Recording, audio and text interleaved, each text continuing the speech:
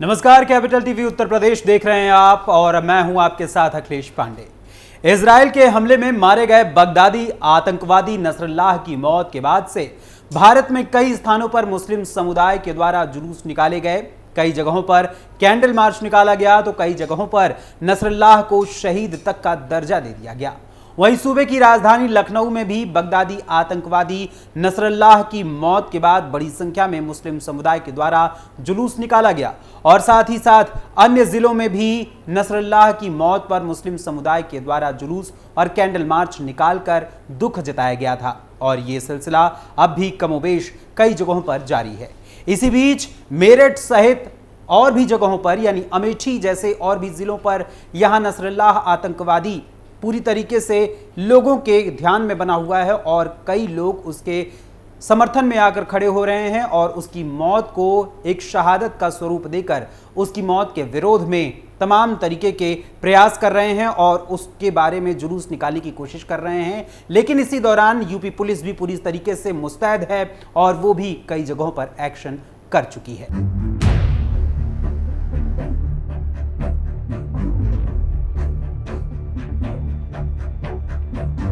दरअसल लगभग एक हफ्ते पहले इजराइल ने हिजबुल्लाह प्रमुख बगदादी आतंकी नसरुल्लाह को मौत के घाट उतार दिया था।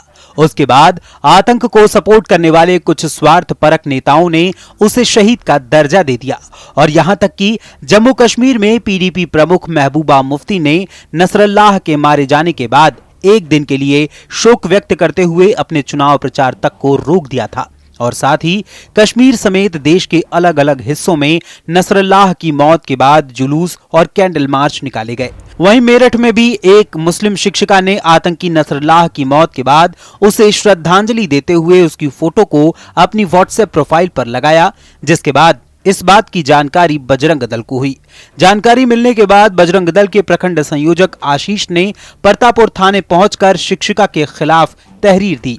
आतंकी नसरुल्लाह की मौत के बाद उसे श्रद्धांजलि देते हुए उसकी फोटो अपने व्हाट्सएप डीपी पर लगाने वाली शिक्षिका परतापुर बाईपास स्थित एक इंस्टीट्यूट में फार्मेसी विभाग की असिस्टेंट प्रोफेसर के तौर पर काम कर रही थी और मूल रूप से कश्मीर की निवासी है। बजरंग दल की ओर से की गई शिकायत के बाद जब पुलिस ने तहकीकात की तो पता चला कि शिक्षिका अपनी नौकरी से इस्तीफा देकर कश्मीर जा चुकी है।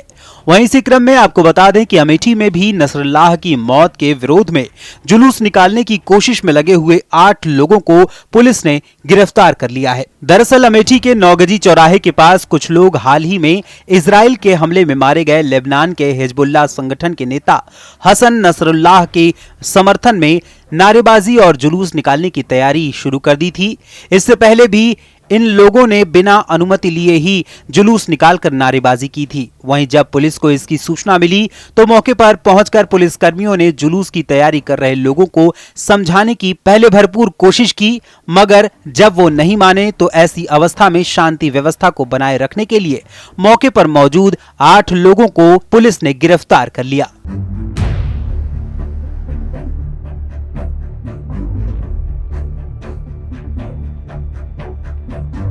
गौरतलब है कि इजराइल ने हिजबुल्लाह प्रमुख नसरुल्लाह को लगभग एक हफ्ते पहले अपने एक हमले में मार गिराया था।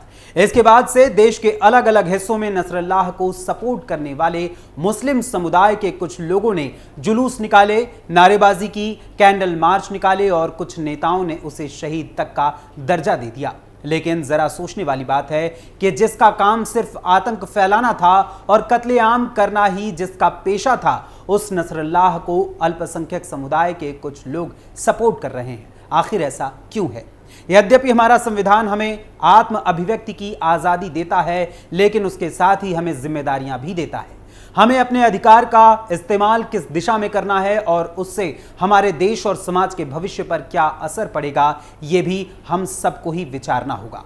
आपका इस बारे में क्या कहना है, हमें अपने कमेंट्स के जरिए जरूर बताइएगा। फिलहाल अभी के लिए अनुमति दीजिए। धन्यवाद, नमस्कार।